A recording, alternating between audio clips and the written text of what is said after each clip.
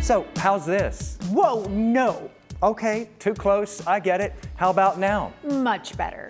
Thank you, but incorrect, because if I'm something combustible and you are a house, experts say you should have a full 5 feet of fire perimeter all the way around your home to create a formidable fire defense. In that zone, generally, no plants, no wooden fencing, no mulch or wood decking. In fact, embers landing on mulch under a deck started this. Came up and ignited that. To start climbing, Yeah. and then it went up the And wall. then it went up the wall. And this was mulched as well. Yep.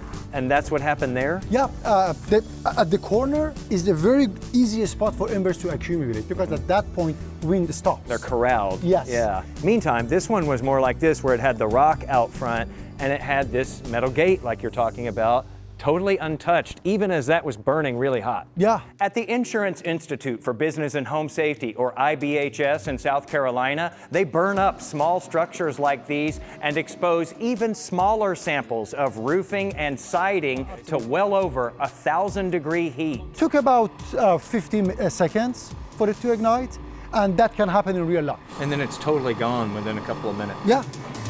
They do all of this to identify fire-resistant building materials for new homes, and so people in existing homes have safer options to upgrade to when they make changes. But this is a non-combustible material, and that is combustible. Wow, what a difference. Yeah, and cost-wise, they are not that different.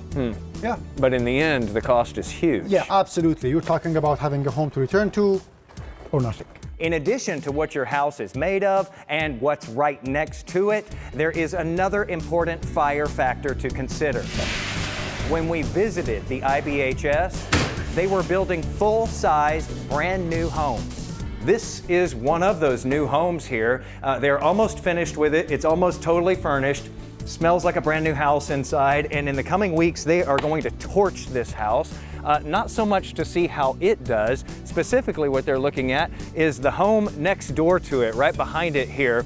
This test is all about not necessarily the building construction materials, but how closely we should be living to one another. In the new developments, we need to have a structure separation of about 20 to 30 feet, and then built with fire-resistant materials, like the building that you see on the other side, not this one. 20 to 30 feet can help keep a fire over there from coming over here.